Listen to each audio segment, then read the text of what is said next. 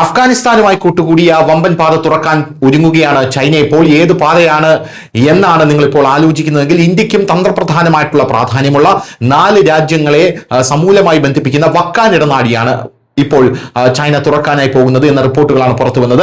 ചൈനയുടെ സെപ്പക് പദ്ധതി പാകിസ്ഥാനിൽ ഉപേക്ഷിച്ച് അഫ്ഗാനിസ്ഥാനുമായി കൂട്ടുകൂടി വലിയ രീതിയിൽ മുന്നോട്ട് പോകാനാണ് ചൈനയുടെ ഇപ്പോഴത്തെ ശ്രമം എന്നാണ് നമുക്ക് മനസ്സിലാക്കാൻ സാധിക്കുന്നത്. എന്തുകൊണ്ടാണ് ചൈന സെപ്പക് ഉപേക്ഷിക്കുന്നത് എന്ന് ചോദിച്ചു കഴിഞ്ഞാൽ, പാകിസ്ഥാനിൽ ഉയർന്നു വരുന്ന വലിയ അമേരിക്കൻ ഭീഷണിയാണ് ചൈനയെ ഇതിന് പ്രേരിപ്പിച്ചിരിക്കുന്നത്. നേരത്തെ ചൈനയുമായിട്ടാണ് പാകിസ്ഥാന് ബന്ധമുണ്ടായിരുന്നതെങ്കിൽ ഇപ്പോൾ അമേരിക്കയുമായിട്ടാണ് പാകിസ്ഥാൻ വലിയ ബന്ധം പുലർത്തുന്നത്.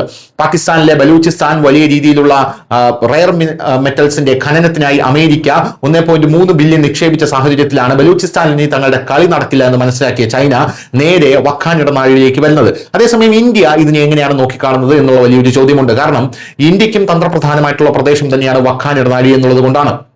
എങ്ങനെയാണ് ഇന്ത്യക്ക് വക്കാൻ ഇടനാഴി തന്ത്രപ്രദേശമായിട്ടുള്ള പ്രധാനപ്പെട്ട ഒരു സ്ഥലമായി മാറുന്നത്?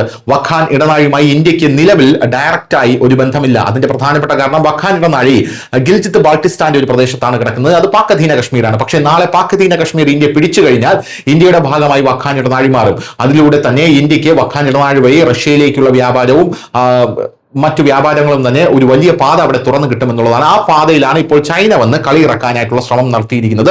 എന്തായാലും സംയോജിച്ച് പോകുമോ എന്നുള്ളൊരു ചോദ്യമാണ് ഇപ്പോൾ പല ആൾക്കാരും ഉയർത്തുന്നത്. ചൈനയെ അഫ്ഗാനിസ്ഥാനുമായി ബന്ധിപ്പിക്കുന്ന തന്ത്രപ്രധാനമായിട്ടുള്ള വക്കാൻ ഇടനാഴി സജീവമാക്കുന്നതിനെ കുറിച്ച് ഇരു രാജ്യങ്ങളും തമ്മിൽ ഉന്നതതല ചർച്ചകൾ നടത്തി എന്ന റിപ്പോർട്ടുകൾ പുറത്തു വരുന്നു.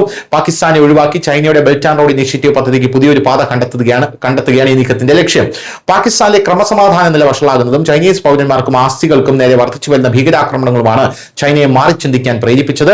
ചൈന പാകിസ്ഥാൻ സാമ്പത്തിക ഇടനാഴിയുമായി ബന്ധപ്പെട്ട പ്രവർത്തനങ്ങളിൽ നിന്ന് ചൈന പടിപടിയായി പിന്മാറുകയാണ് എന്നുള്ളതാണ് റിപ്പോർട്ടുകൾ. ബലൂചിസ്ഥാനിലെ ആക്രമണങ്ങളെ തുടർന്ന് ഗ്വാദ്വാറിലെ എല്ലാ ഗ്രൗണ്ട് ഓപ്പറേഷനുകളും ചൈന നിർത്തിവെച്ചിരിക്കുകയാണ്.